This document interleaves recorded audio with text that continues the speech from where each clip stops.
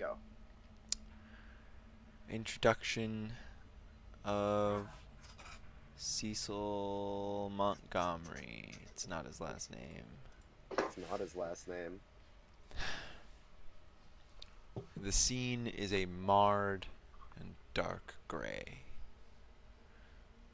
The bricks and the mortar beneath your feet are murky through the 2.5 inches of dark, thin liquid dripping out of the breach in the massive aqueduct far to your left, accentuated against what meager light the setting sun may cast through the holes in the Eshevai Cavern's ceiling. There aren't many buildings immediately around you, not this close to Machiris. The district this deep in has diluted itself to its basest components. Moisture, fear, and a slick, almost tangible mental unwellness as you grow closer and closer to the actual uninhabited caverns deep within. Mutterings seem to emit from the walls if you ever draw too close. Etchings that bear no meaning may, if stared at long enough, convince you otherwise. The darkness both threateningly and comfortingly envelops any that hide themselves within. And apart from you, there's another person here. Another thing, at the very least. It's sitting in a ruined dinghy, resting on its side, beached since God knows when, and a dull yellow lantern only reveals years of collected trinkets dangling from the port side of the dinghy, hoisted as it is in the air, and layers and layers and layers of rags and cloth obscuring the person underneath. They are almost not. At times, its limbs don't seem to be part of its body, or you can identify one too many sticking from its ambiguously dimensioned torso. It assuredly knows you're here too. As someone that lives in the dark, you have acquired an instinct for the presence of light behind you. And what's more, you feel the pressure of being observed, your every detail, from at least what is perceptible at this range and in this climate, being scrutinized and matched with this thing's every expectation of you. Death in the West throbs, dully. This thing has information for you. On a little Palturan doctor with the tendency to steal away from his homeless patients.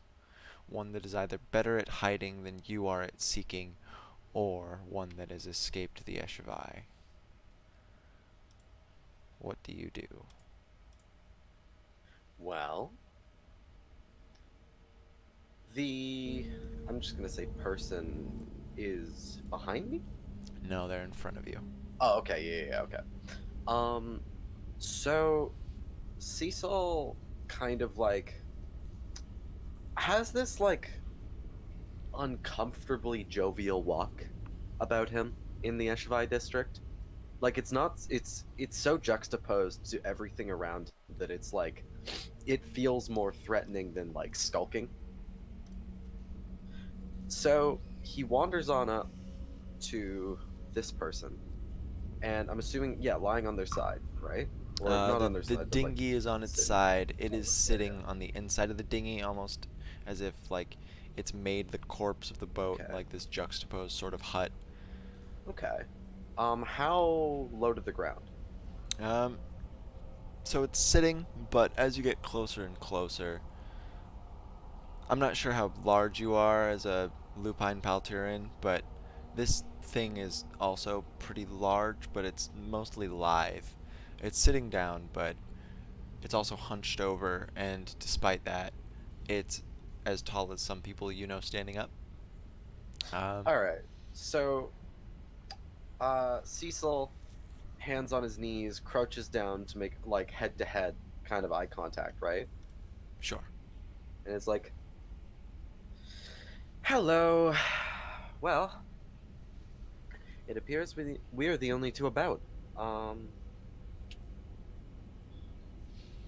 what are you up to?" It raises one of its hands, and it's wearing a big white mitten, but it's understandably pretty dirtied just by the general environment. It's clearly been worn for some time and has gone a longer time without being cleaned, but it wags it from side to side in this lagging, sort of carefree motion. Hello. I didn't expect you so soon.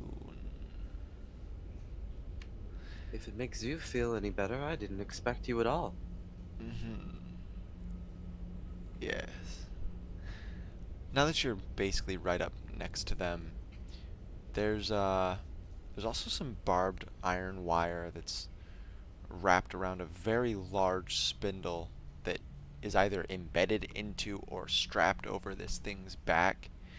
The wire isn't taut, and its excess is wrapped around their torso, their neck, and their arms, puncturing through the clothing at many points. And you're pretty sure that some splotches in the cloth is dried blood, but Hmm. either way, it takes its mitten and slowly starts to unspool a portion of the loose iron wire before like offering it to you, wrapping it in this sort of bracelet shape, but not detaching it from the spool. You call yourself Cecil. I do. I suppose my reputation precedes me. If I knew you by your reputation, would I be calling you Cecil? You make a fair point.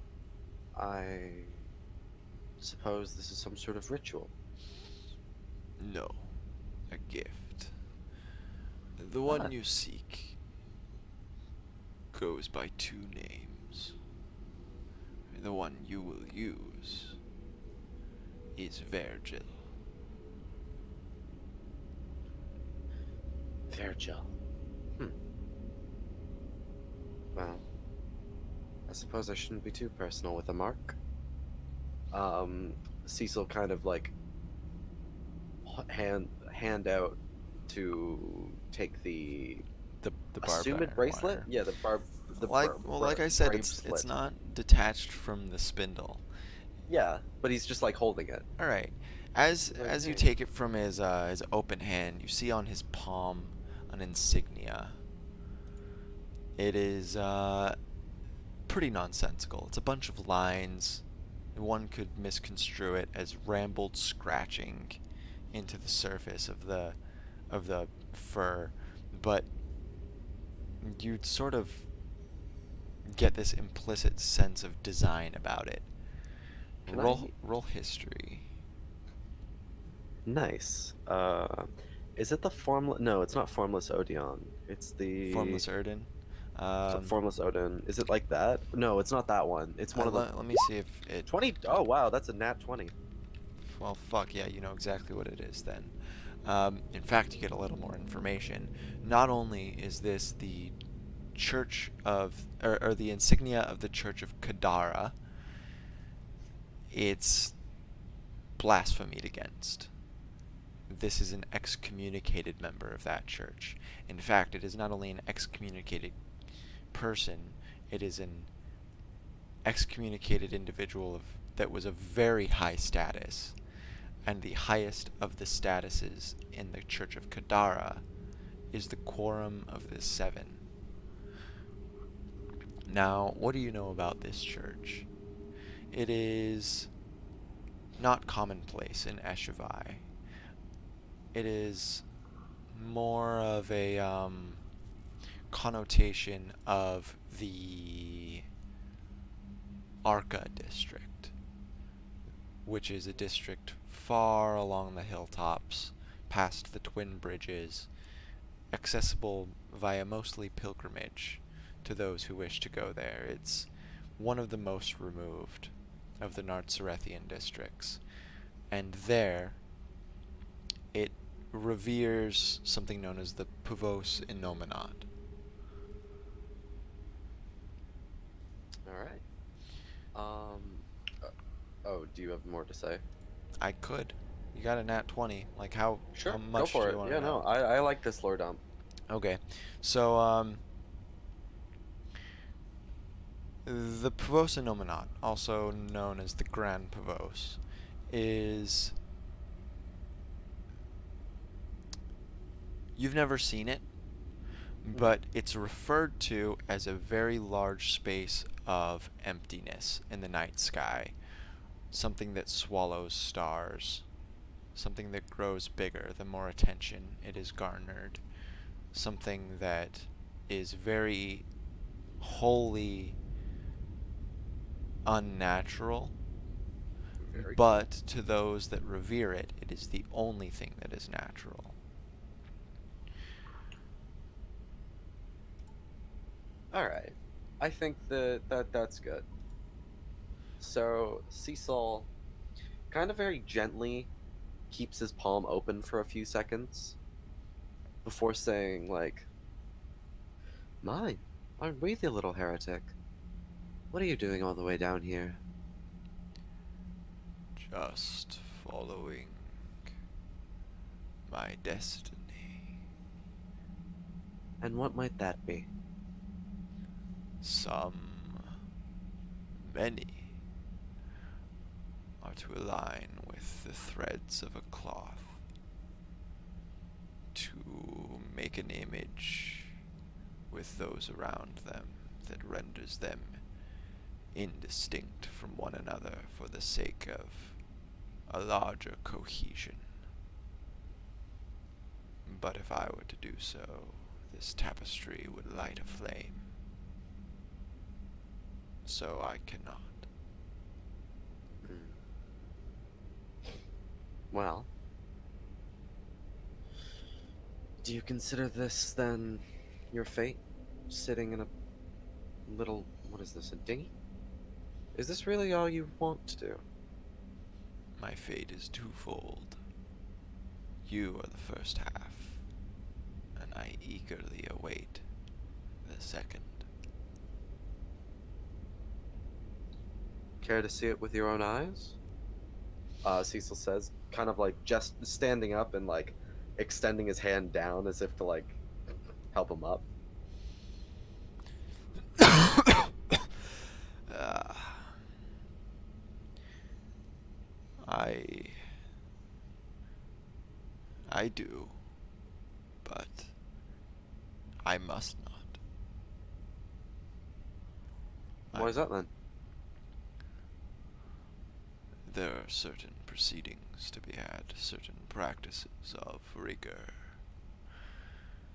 Though I have been exiled, I am perhaps Kadara's most devout.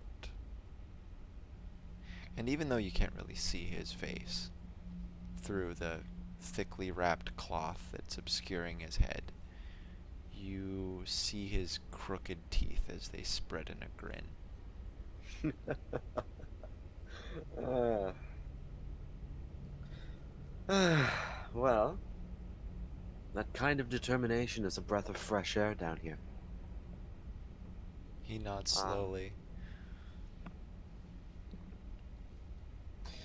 well, if I'm surprised that you can, but I cannot stand the fetid stench of where we are right now. I'll be on my way. If you ever want to find yourself out of this acrid pit, you can find me in some such mannerisms. I'm sure that you'll find a way. The grin almost immediately fades. Cherus. Cherries. Virgil is in Cherus. Oh, I see he's made it quite a distance. And Well, do put it on. And he points a bony digit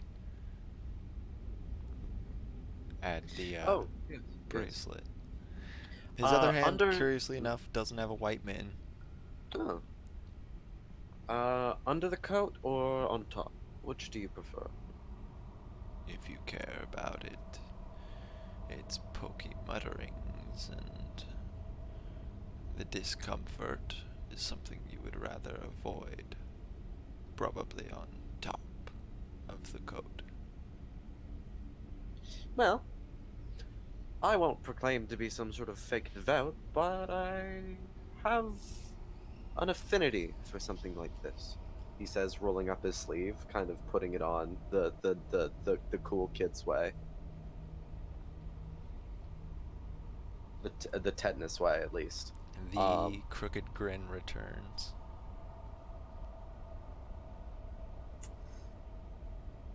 Well, if I come back here and you haven't been eaten by rats, I'll certainly be.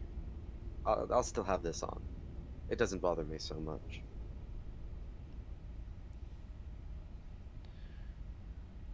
Do you know of me?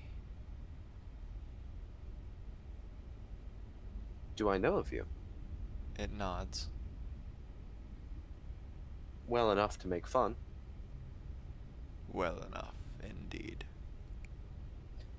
And he starts to wander off into the gross, stanky, moist nonsense of Great. the Eshwai So, district. even though it was never detached from the spool, you never felt it catch on corners or anything else really. Yeah, that string of Um, fate, I got you. it's still very tangibly there, and if you look down at your wrist, you can always see the barbed iron sort of going along the ground, leading back to wherever this was. But only when you look at it, and only when you really think about it, does it Yeah, ever really make itself known to you. that's cool. So you walk through the By rooftop, but yes. you walk over the muddled and constrictive and forced together buildings of the Eshvai district, with its two small alleys and its sort of lack of main thoroughfares or roads. It's truly a district that is unmappable and chaotic, and that is what is owed most much to its two survivals of the Eleusinians' attempted purges on it. What's your affiliation with the purges? Uh, You would have kind of an app. you would have been alive for the most recent, but the one before that was about 60 years ago. Yes. Kind of an aberrant. A very, very neutral party. Like, kind of just like stayed stayed kind of far away from it, but was like confronted multiple times by either side, in the confusion and the mess, and kind of just had to defend himself, but didn't really partake in either side. But you were in the Eshvai? Yeah. Alright, roll Arcana. All right. 19. Something that was not the citizens of the Eshvai was fighting back against the Eleusinians. It was almost as if the ground, the topography, the like I mentioned before, this almost tangible mental unwellness of the Eshvai had transformed into a virulent hatred that Very made cool. itself known in the citizens as an unmitigatable fervor and rage. Everything just seemed red in color, um, but you So it's weren't under the. affected by it. All right, cool. Under the protection of a great one. Awesome. Corpses were pulled up after being slain and continued to fight, and the Eshvai absolutely refused to be put down, at least in the way the Eleusinians were attempting. That's awesome. That's so cool. It's Um, what? it's just It's, it's something. yeah. I mean, that's not like the worst. That's not like the most. Actually, that's quite scary. Yeah, Cecil probably didn't like that. Like, it was one of those things where it was like, yikes, but also like, I mean, I'm glad that the whole thing isn't on fire. All right. Um, So with that in mind, why was Cecil unaffected? that's a good question. Why was Cecil unaffected, I Does he wonder? not know? Do you not know? Because that's I something don't that I'm know. totally willing to play with. Uh, I'm trying to think why Cecil was unaffected. I, out of character, don't know. I could, I wouldn't All mind right. being told if it If wasn't. you come up with some shit, feel free to DM me. But that's something that I'll just think about as I'm sort of pondering what sort of progression systems would be interesting for Cecil.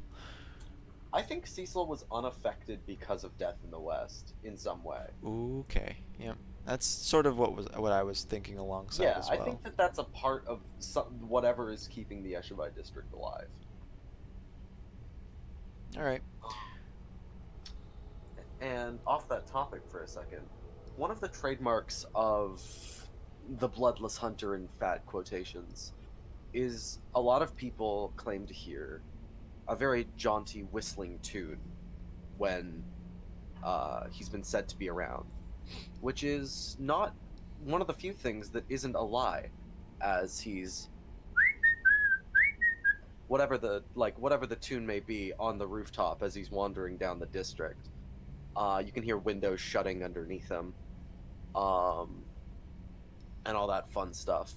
And he's on his way to the outskirts to go to the Cherries district, hopefully looking for either a lift or a ship that's headed there. So the Eshvai itself is very much the gutter of Nartzareth, Mm-hmm. and there is but one way out of this gutter, and it is a single ancient stairwell that is wrapped around a natural massive stalactite or mite, I don't remember, which is the go up one to the lowest tier of the Twin Bridges district. Lovely. It's a district of neutrality, and it's probably one that you have loose affiliation with. Roll history. Okay. History. Where are you? 22. Another perfect Another history. natural crit. All right, so This guy you, really knows his stuff. which is good. I like that. Um, so you know, especially I like that too. that most people don't, but you definitely do. You know that this lowest tier of the Twin Bridges district is where the Silver Blood Hunters operate out of. Hmm. The Silver And Blood Hunters are the most powerful non-familial force in Nartzareth. They are not quite on the same level of the Eleusians or or the Eleusians, the Fire Shadow Witches, or the what was the last one? Or the Risal Electromancers, all the way up in their Bastio district. those douchebags. But they're also what's the word? They're very clandestine, and they openly oppose most of the familial forces for, in their eyes, the greater good of Nartzareth. They're an organization that has a lot of expertises, and one that is not based in Nartzareth itself, or not at least in the adopted customs of old Nartzareth, its ruins far to the south. No, this comes from a different place. A drained lake even further to the south, in the middle of an enraptured desert, one where a great cataclysm was witnessed, known as Ansaria. Their blood is not red, it is mercurial. That's cool. That's very, very bloodborne. And they tend to not give a fuck. Yeah, no, I can imagine not. Usually they're They have solo bloodborne operators, fans. and usually they're very formidable. Um, you got a crit, so you know a little bit about their leader. Their Okay. leader, Aelinera, has probably around 30 to 40 reputable Feral identities. hogs. Reputable Sorry. identities. No, it's Yeah. fine. And nobody knows which one is the most accurate, but they're all referred to as her. And That's it's cool. mostly to protect against assassination attempts. Um,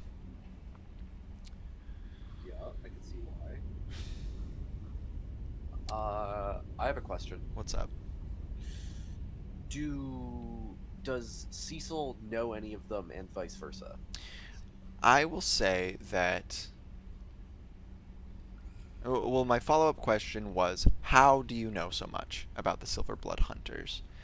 And one of those, like, I guess a good answer to that could be you're very close friends with one.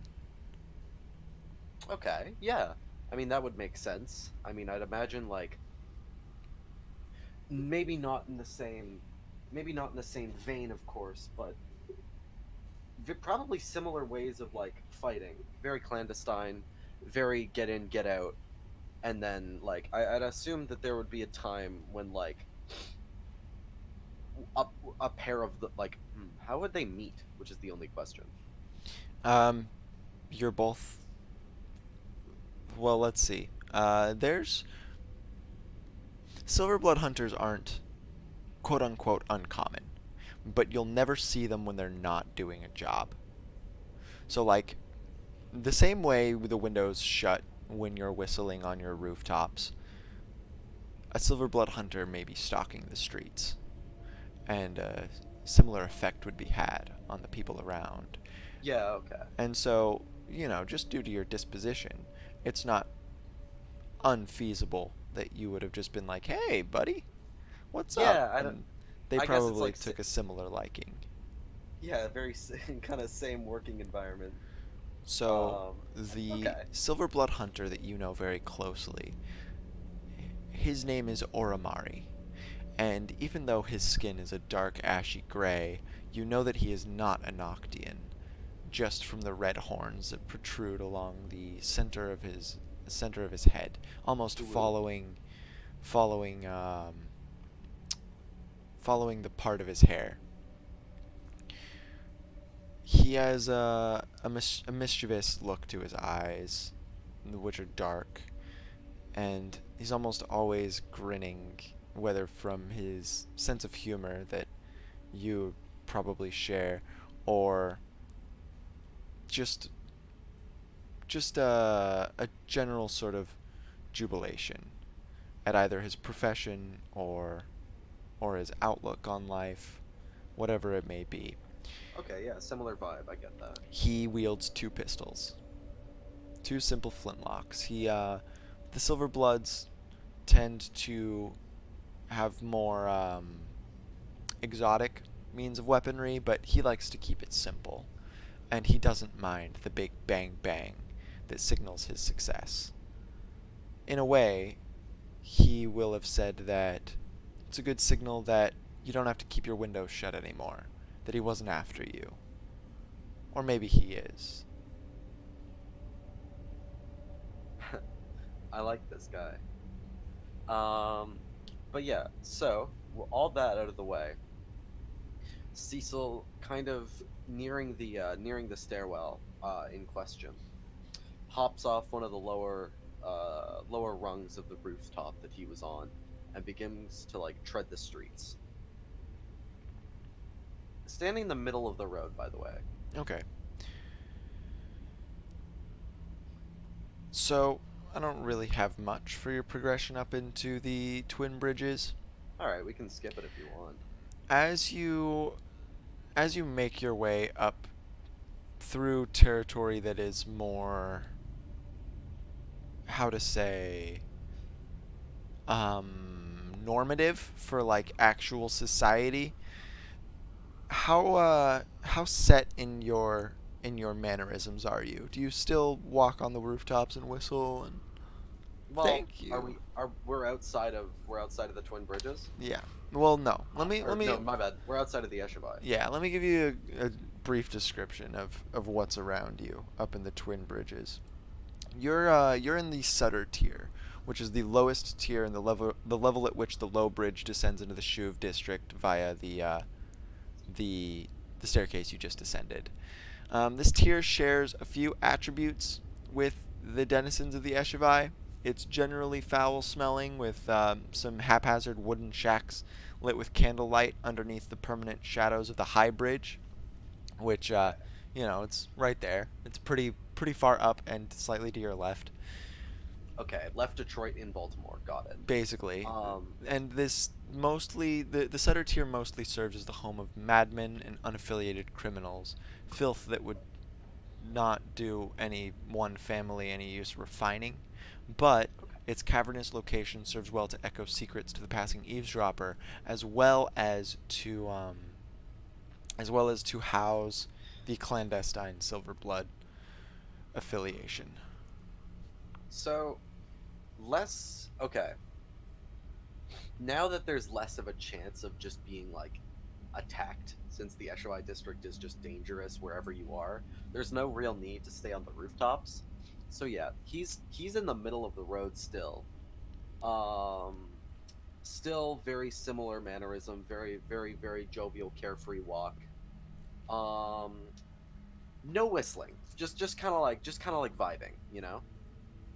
He's not he's pretty partial to this place, so he's more comfortable in it.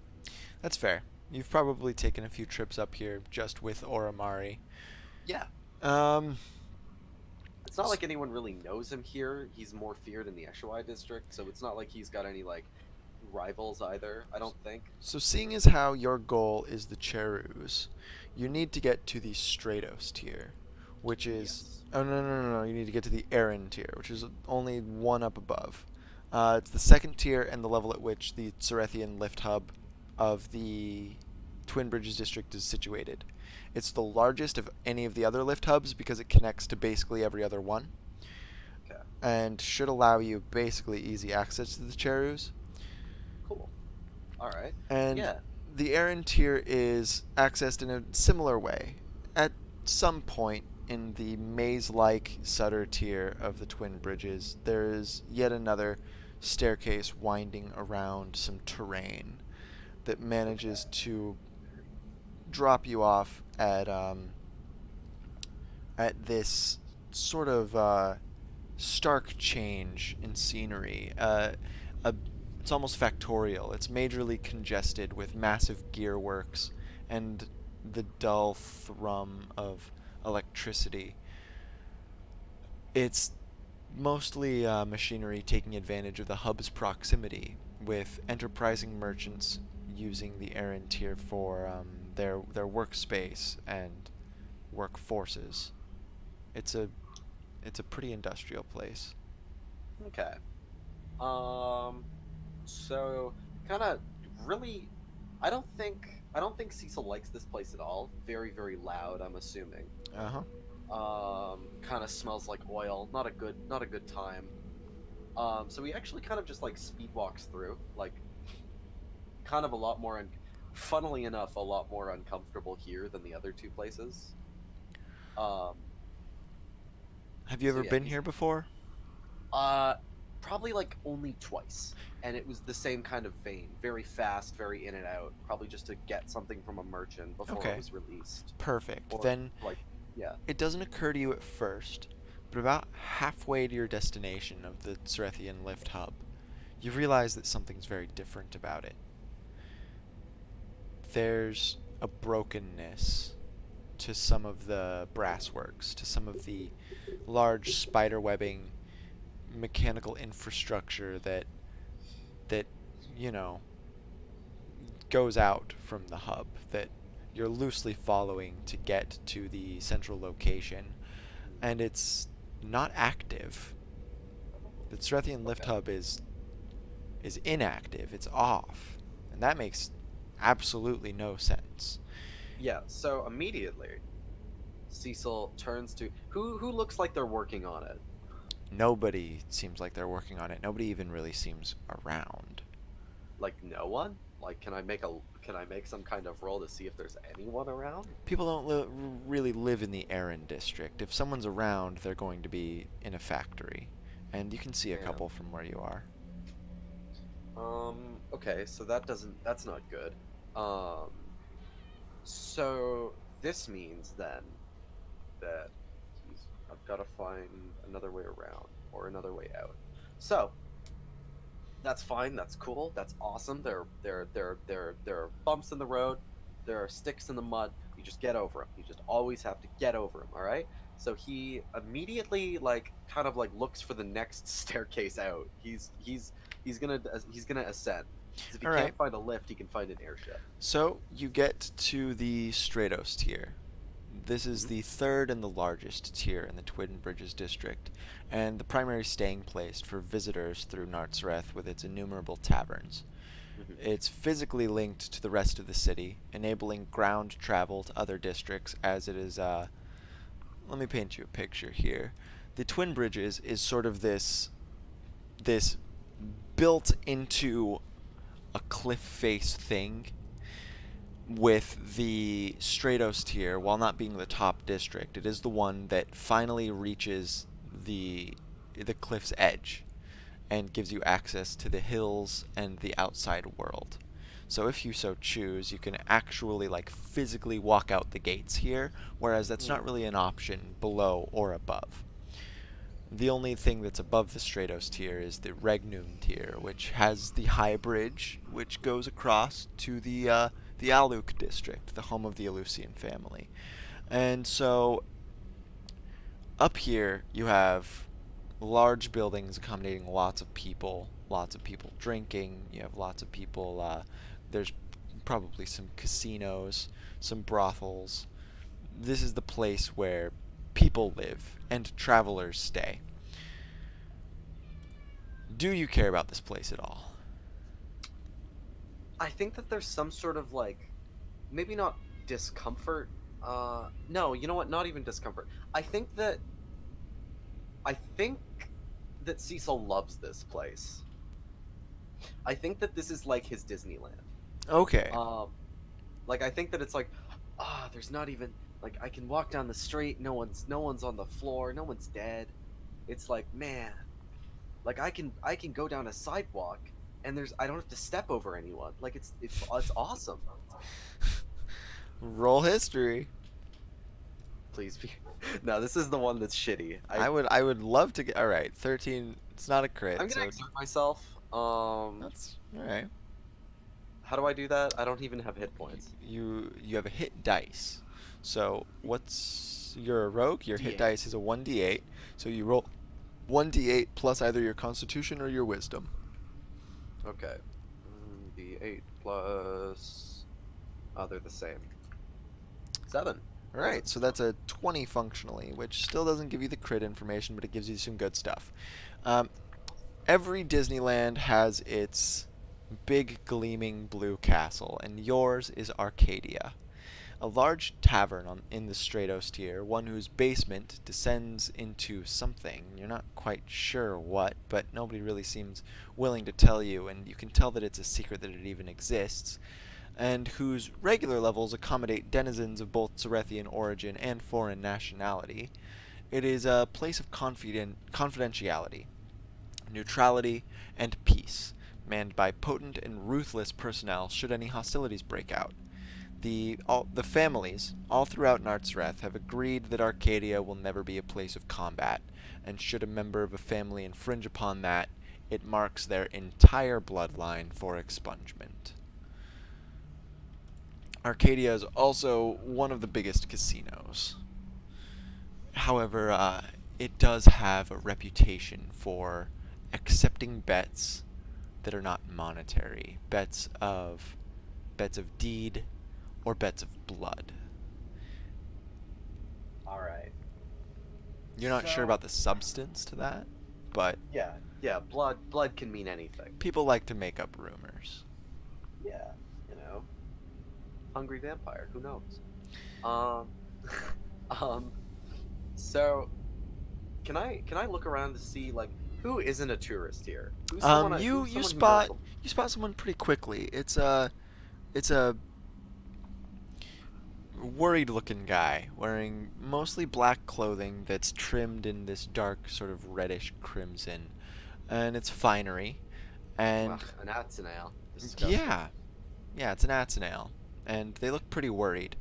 They're waiting for someone, leaning up against the side of a building. Okay. So one thing to mention is that in the Eshevai district, Cecil has a very, very wide brim hat. Usually, kind of takes it off. But like due to all the confusing like nonsense happening, and the fact that the lift wasn't working or it didn't seem to be, he hadn't really taken it off. So he's kind of got like the Frederick thing going on, where it's like you can't see his eyes. It's a little spooky, and Excellent. so he kind of like swaggerly walks up to this guy who looks all nervous. Uh, um, he takes out a crumpled piece of paper and unfolds it, and then looks back up at you and says, "Artorias?"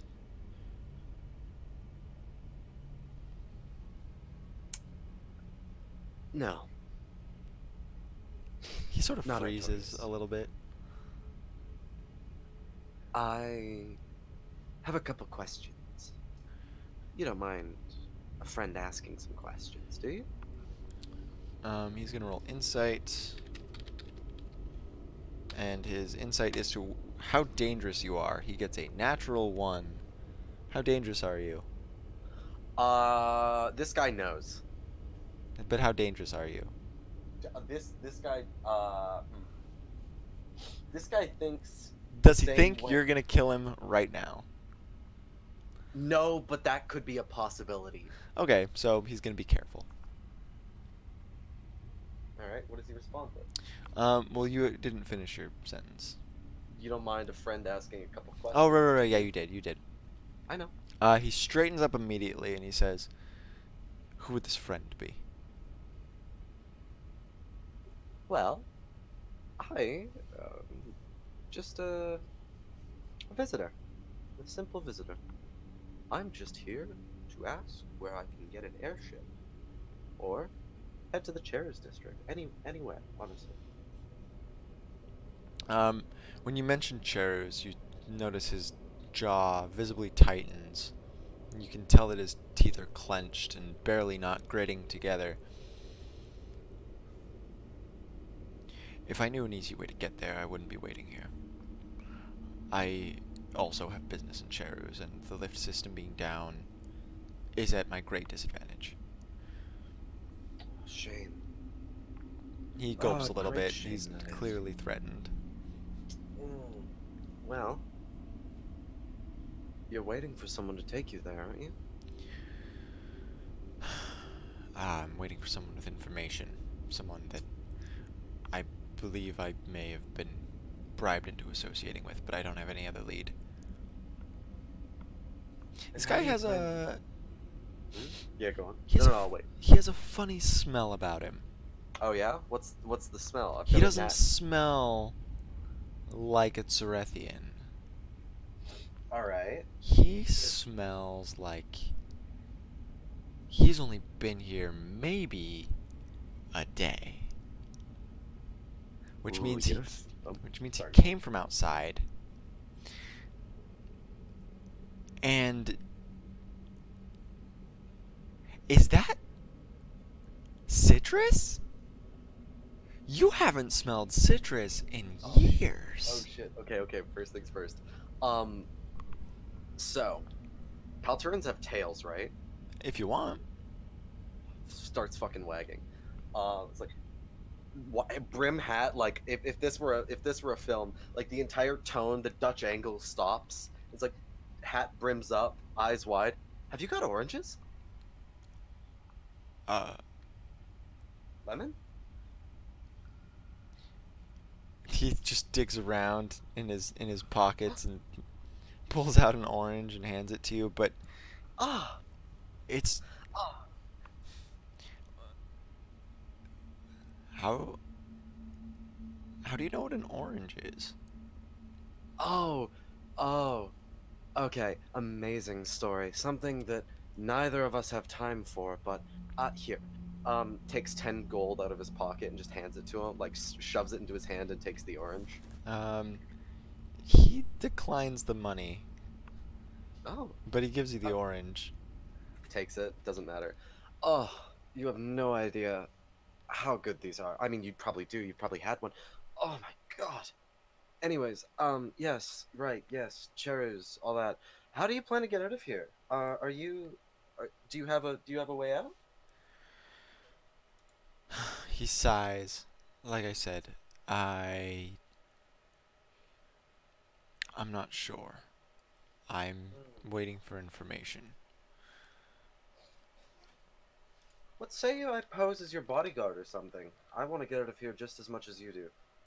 Oh, God. Roll When did persuasion. you get these? Oh, yeah. Can I roll intimidation? Are you trying to Nah, intimidate him into letting you be his bodyguard? that's probably not a smart idea. Persuasion it is. You can blackmail him with intimidation. Um, 20 works. yeah, no. He softens up quite a bit, and he says, sure. We should Yes. probably get a story then. Yeah, Uh, okay. you can call me Roderick. Roger. All right. Oh, wow, you're not. Oh, wow, you're not from here, are you? You smell decent. I am from here. I just haven't been here in quite a while. I was Where were you then? on a trip with a friend, and then she disappeared.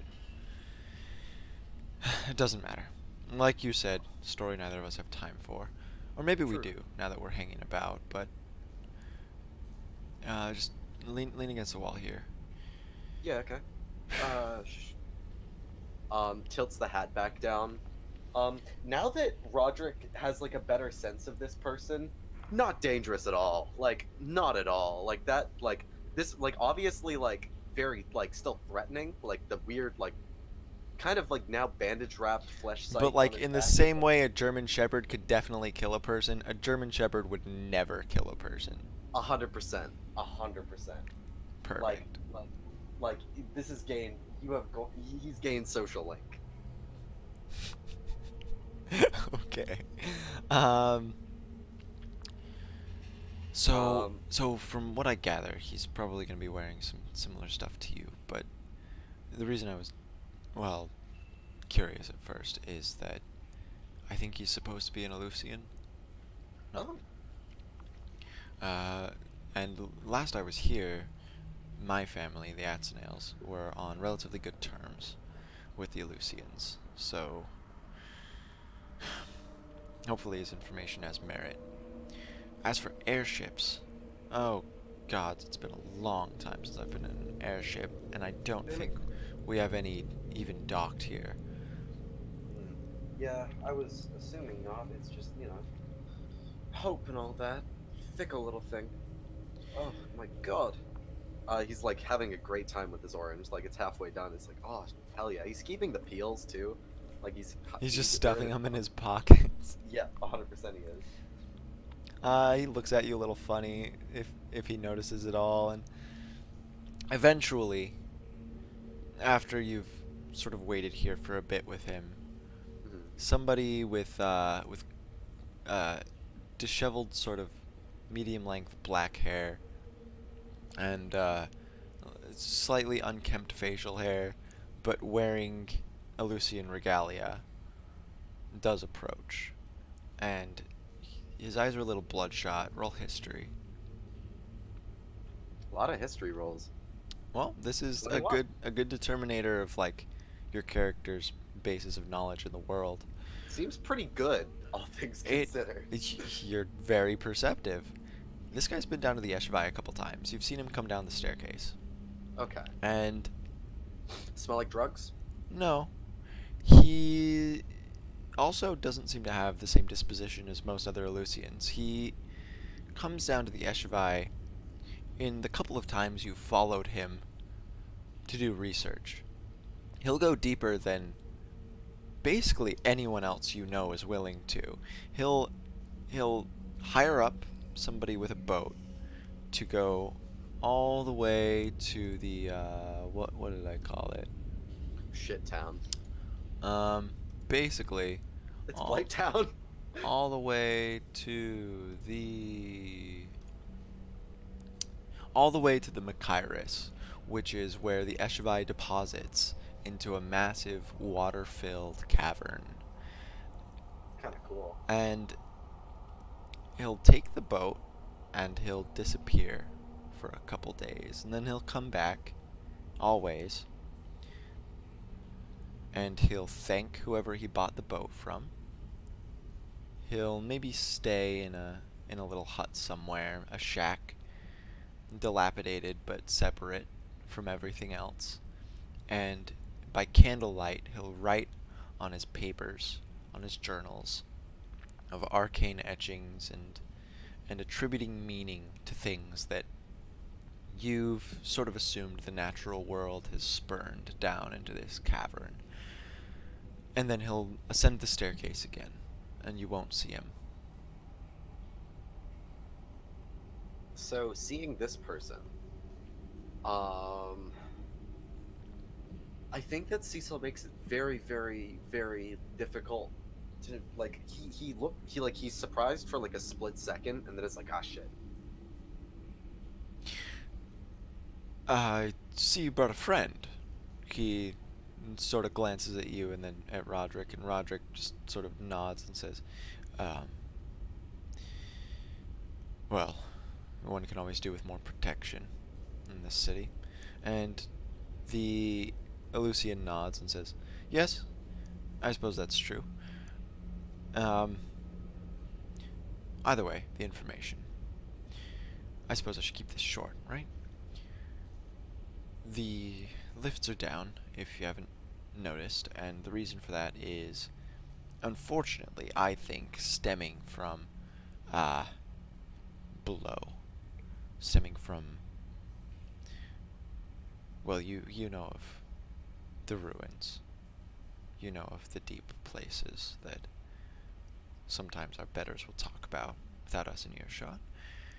Well, I happen to be an Archon, and I'm one of those people doing the muttering. And those deep places, they are stirring. They are restless.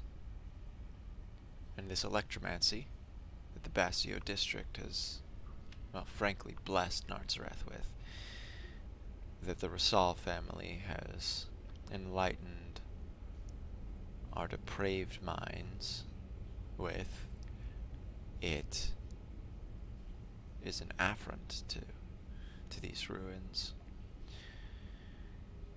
And it worries me. The Cherus, I regret to inform you, is not really accessible. However, that said, just because we're friends. And he winks first at Roderick and then nods in your direction, Cecil. Did I say Frederick? You did say Frederick. I meant Roderick. I know. I've got a little ticket for you and your friend here, if he's going with, or just to protect you from me. Here you go. It's in the Right. basement of Arcadia. And he nods to you both, and he smiles, and he says, after you come out of there, it's due east. There'll be some hilltops, some trekking through a forest, but it's close enough. Definitely less than a day away. Right. Prior Saul looking ass. Um, so as soon as he begins to walk off, pats Roderick on the shoulder and is like, "Oh, I've been wanting to know what's underneath Arcadia for a while now." Roderick sort of looks at him, or looks at you, and then at Artorias' receding form into the crowd, and then back at you and says, well, I could have told you that. It's the Asherian black market. Oh, wait, really? I didn't know that that was a Roll history. brr, brr. 14. I'm exerting 14. that. No, Okay. I think this character is very knowledgeable. I like that. 18. 18. That's much Plus better. 3. Oh You yeah, didn't add your modifier, so so 21. 21. Maybe you want to put your expertise in history? Anyways, so, Nah. the Asherian black market is sort of a legend, and it's not one that's confined to Narzareth. In fact, it's one that's a little bit removed. It's the remnants of a guild that has long since faded to time, of innkeepers that keep their their places of business connected across the world through latent magics. That's Uh, cool. it is essentially it's a system of shared underground tunnels that are not bound to physical law. Going underground in one place could have you coming up across the world, depending on what corridors you take. This is the Ashirian black market. When you go down into the black market, gravity will not behave in the same way. Inertia will not be quite as predictable.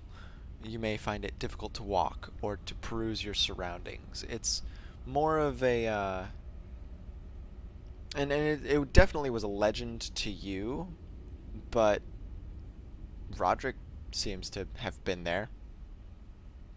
So as he says that, um, I think yeah, Cecil's eyes like widen and then narrow, and it's like, you don't want me to know. Well, it hasn't been in use for quite some time. No, I cut cut the shit. Honestly, the the black market. Honestly, you're not. You don't look like you're kidding. You're not kidding, are you? I don't know where you heard about it from, but yes, it was something that once upon a time the Atzenales operated out of. It is it has since been abandoned. I'm honestly surprised to hear this person that we just met with has either the bravery or the stupidity to have delved its contents recently. However, if he says that it will get us close to the Cherus, I suppose that's something that I'll have to follow up on. Yeah, And same. I'm just surprised it's real. at the very least, I am happy that you'll get to experience it. Uh, it's something, that's for sure. He extends his hand, for a shake and is like, Cecil. Oh, It's I'm Roderick. It's good to meet you. good to meet you as well. Well, we shouldn't tarry.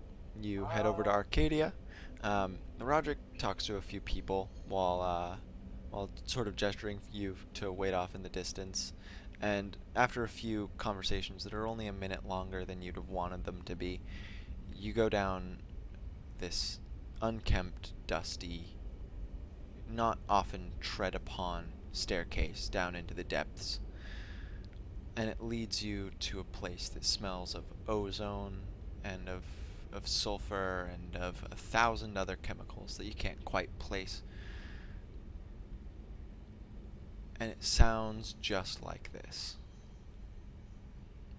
And you exit the staircase through a stony threshold, and there's a simple square room in front of you with other stony thresholds, except some of them feed out onto the ceiling or from a wall, and every single one is full of concrete and blocked off with wood and bars, except for one.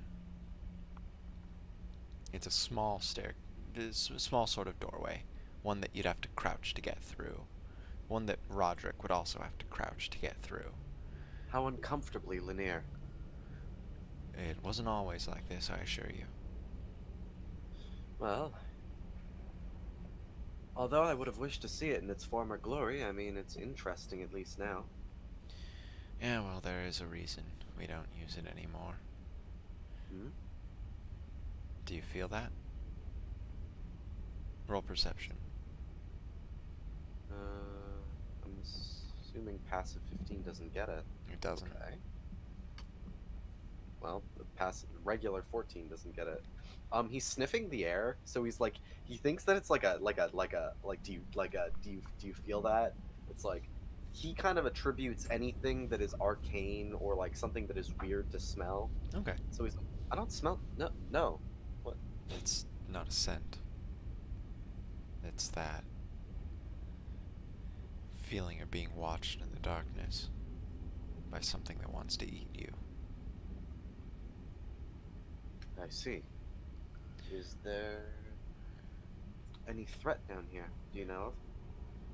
Threat enough for us to have abandoned it, but none that I know of any substance to. Not more than the rumors of people disappearing or entrails being found. Well, for both of our good luck, he says, taking out this little kind of like wax doll with a little what do you call it? Um wick in it, and kind of like taking this little piece of flint and kind of rusted metal, sparking it and lighting it and placing it kind of where they were standing. A little effigy for anything that's down here looking at us. His mouth opens a little bit and he just stares at the thing. Do I hope you they appreciate. do you Sorry, go. usually uh fashion your candles into is that a child? Oh, it's just a representation of us, I suppose. I place them down in case there's something that I can't particularly handle or know of, as a form of greeting or amicability, if you will. I maybe it's just for my own sake, but it helps me keep composure. He looks at you a little closer. I couldn't help but notice, Cecil, that you don't wear any regalia I'm familiar with. What family are you a part of? I'm a family of none. An outsider?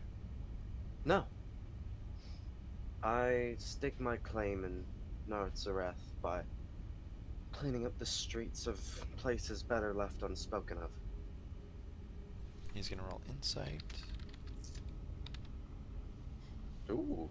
His eyes sort of get a. They don't widen, but they get a clarity about them, and you can see him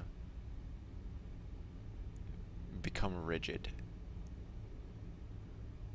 You're from the Eshavai? Gods, no wonder I thought you wanted to kill me when I saw you. Well, I mean, people of the Eshavai like to say that I'm from even deeper below sometimes, but That is often, terrifying. more often than not, I'm just mistaken for a, I don't know, low rung of a family. I try and keep myself rather out of the limelight, if you will. Um, Maybe I should get some Atsunale colors. I have some spares, but not in your size, I don't think. That said, knowing that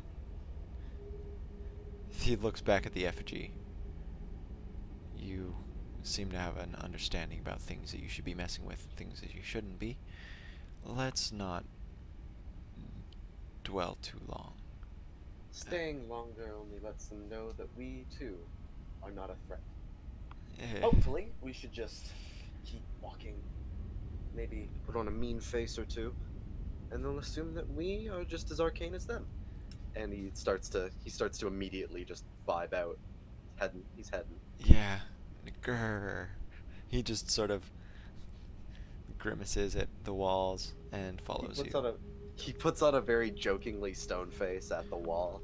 So the stony threshold that you travel through leads to another similarly square room, but slightly off, and likewise only has one exit, which leads to something almost identical in progression. You keep going deeper, and it keeps becoming just a little more fractured from reality. The different filled up and blocked off doorways and thresholds, more and more obstinately defiant of physical form. As they're walking, I don't know if that was you cutting out or you just finished, I didn't. but okay. Um, Cecil begins to tear small pieces of the orange off as a trail behind them Okay. as they're walking. Um, Nothing out of the just in case. We're just So heading to it. finally, you reach a room where it almost like the changes in scenery become jarring by simple virtue of the fact that there are now two trees in the room.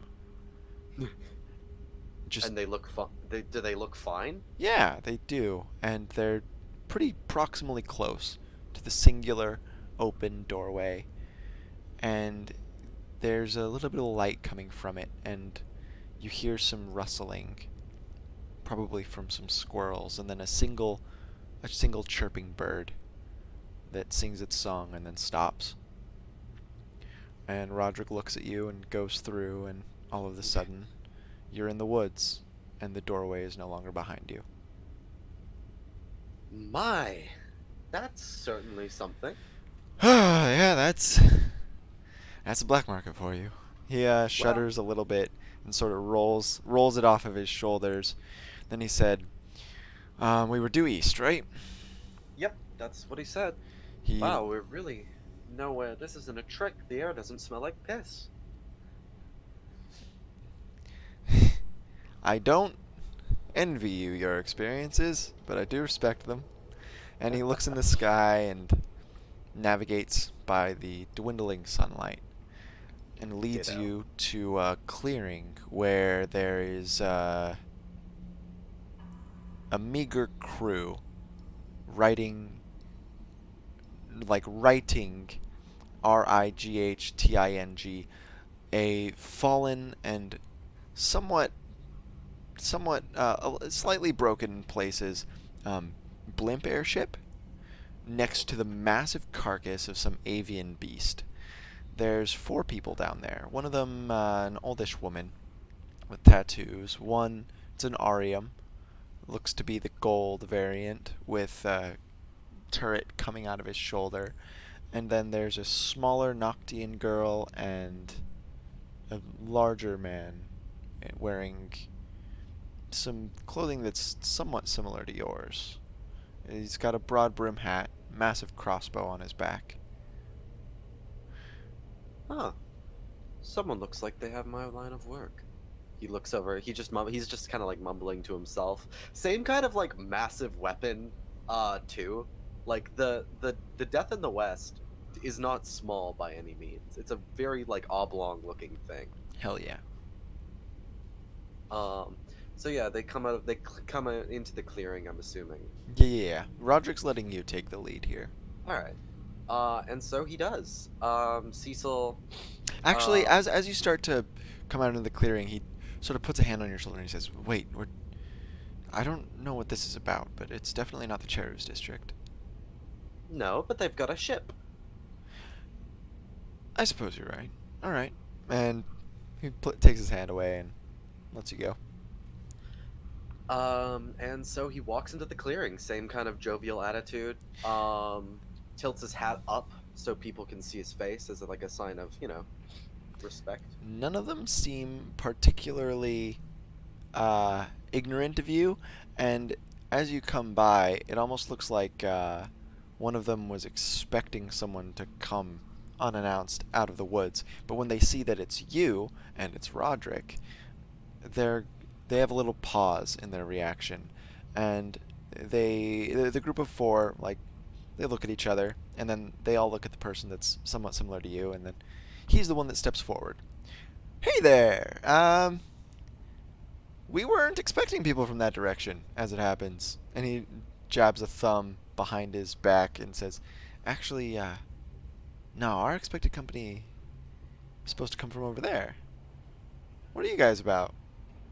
Uh, Nice scythe, by the way. nice crossbow. Whew. Well, that is my new acquaintance, Roderick. He's a lovely fellow. Um, I am. He holds up Oh, a finger. Roderick Atsnail? I would assume so by the red coloring on his outfit, as you can clearly see.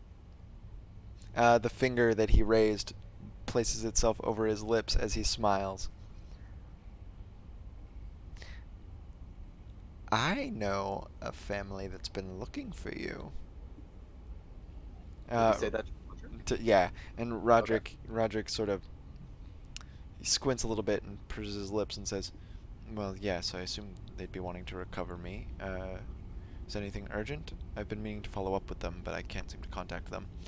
And Frederick, because it's Frederick, he just takes a bit of an inhale and goes, "Oh, yeah, the district itself, it's in a little bit of a tizzy, and, well, unfortunately, it's slightly been a product of my presence there, but I've cut ties with my broody and regrettable past, and I've joined an airship crew." And he turns to the side and just displays a hand up at the rest.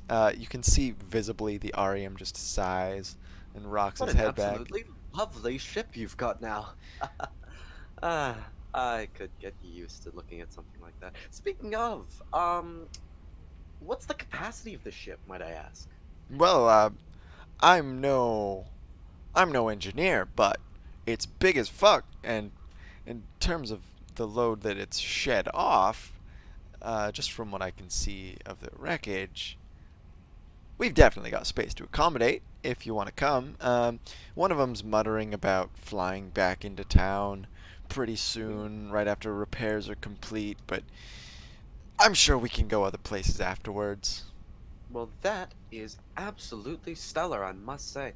We, us two, are headed to the Cherries District, actually. I'm looking for a specific person, and I think that he just wants to get back to his family, which is not at all disadmirable. Well said. Uh, all right. I guess come introduce yourselves.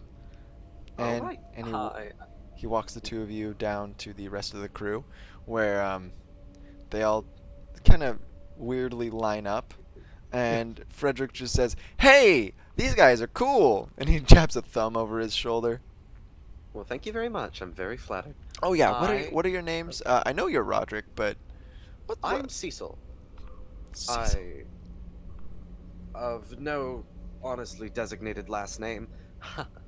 I, I am his impromptu bodyguard, if you will.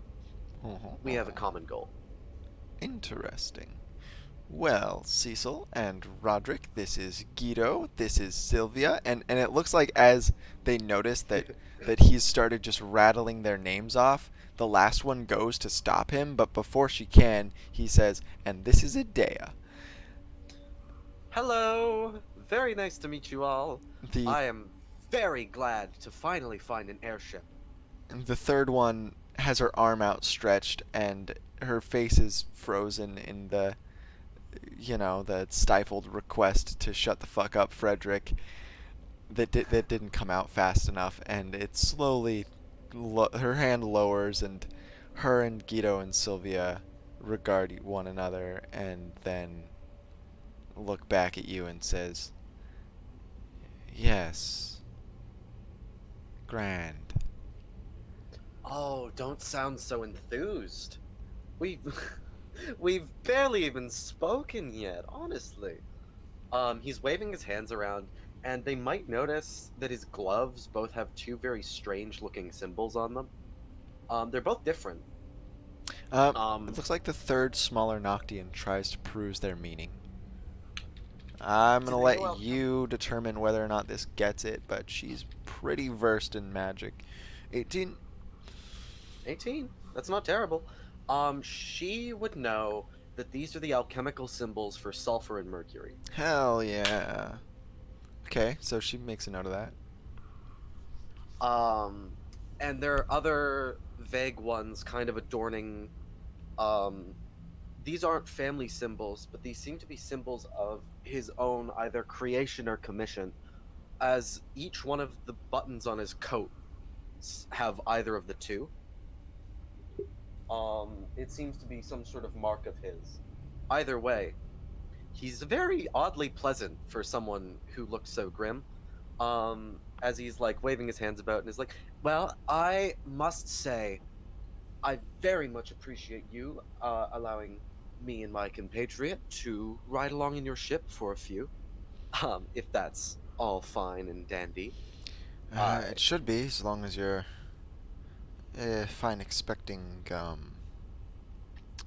well, our information tells us that the district itself is under siege. oh And wow. Frederick just, ooh, already, huh? And Guido's like, what do That's you mean already? And he scratches the back of his head. He's like, oh shit, oh man, that's soon. oh. Do you have something to do with that? Ah, a little bit. Remember how I said, cut ties? Ooh. Oh, I He rubs his see. eyes. Oh Oh fuck. wow. Do you okay? What's the likelihood of a small person, yay high, around? He puts his hand around 5'6". Uh, weapons, maybe a bit of. I think it's. I've only really heard descriptions of him through mutterings. Do you know? Do you know? This is very very silly. Do you know anyone who would be going there by the name of Virgil? I'm looking for. I'm looking for him. Frederick's disposition just sinks further and further and further, and he's almost physically like reclining back as he just looks at everyone. Uh, he looks at everyone like a 6 year old that is coming to his parents who are having a smoke with the Oh my god, neighbors to that's tell so them good. that he just accidentally put the big Lego sword he super Yeah. glued together through the window on accident. Um, I respect that. well, I have good news, I have bad news, and I have worse news. And I have Excellent. possibly decent news after that. Not sure Go about on. that one. Yeah. Good news, absolutely yes. And he points his finger at you. I actually know Virgil personally, and he's weird. Um, I would assume so, coming from the Eshava. bad news, probably dead. His expression doesn't change. Worse Oh. news, uh, he looks this time at Roderick. Your family's probably also dead. However, possibly, if it's happened this early, then it's immature and killable. He all of a sudden starts.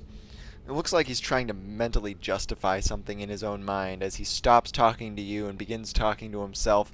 Almost turns away from the group and has his arms out and is like, if they've summoned it this early, then I mean, clearly Um. it should still have some weaknesses, right? I As he's saying, if they've summoned this early, Death in the West like straightens out like it's going to be used, and it's Oh like, oh yeah, it my. also the same way it did in front of the thing that gave you information on Virgil. It Yeah. throbs.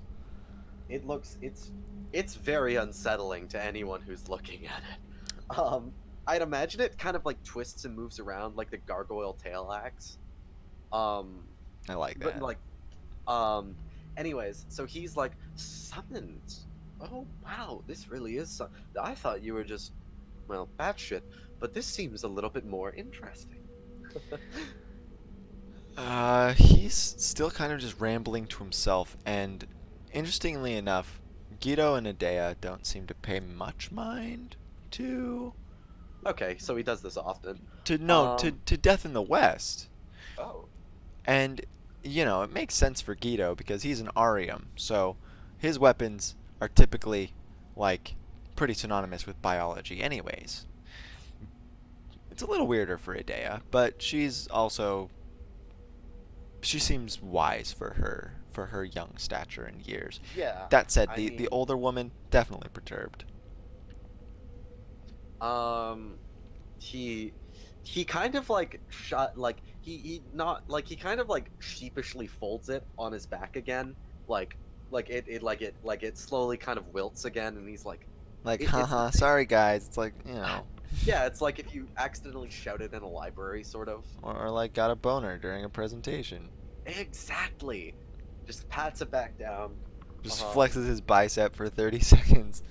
Uh, all right, so but yeah, so he's pats Frederick on the shoulder while he's muttering to himself, and is like, "Well, seeing that we are going to have to get along for a few, what can I do here that'll help me pull my weight a little bit? Well, it sounds like, and this time it's Sylvia talking, the older Okay, woman with the tattoos. It sounds like we need to get back immediately. sounds like So it. we'll have to take a few shortcuts, but the ship should be mostly repaired, right, Guido? What with Calliope's. And Guido nods to her, and she says, "Great, I can show you where to start rigging then." And you're ushered onto the ship, and you guys get it into working commission. It sputters to life. The blimps are immediately filled with some mixture of helium and another more arcane gas. The thing surges into the air, and you see the Cherus district in flames beneath you as the only real light in the you know how just imagine like looking at Cherus from like an airplane, and that's what you see it as first, and then you guys start hurtling towards it. uh Bada bing, bada boom, bada bop, you crash into Gyarados. Wait, And before that happens, looking out on the airship, Roderick and Cecil are kind of like looking at it. It's on fire, and Cecil just is like, "It's not normally like that, is it?" Roderick looks very deeply disturbed, and he simply says, "No." Oh God, that's not good at all. Um, huh? And as you crash into the Gyarados, Yeah, the whole ass Gyarados, you see the the corpse Shittler. of Jidekt, the Purge of the Eshivai. You know who Jidekt was. Um, Maybe you at, admired his work. And starts laughing his ass off. all right, so that's a great opener for the next session. Is they're just gonna hear some maniacal laughter, and you get to deliver. Good intro session. Woo! Recording Very end. good intro session.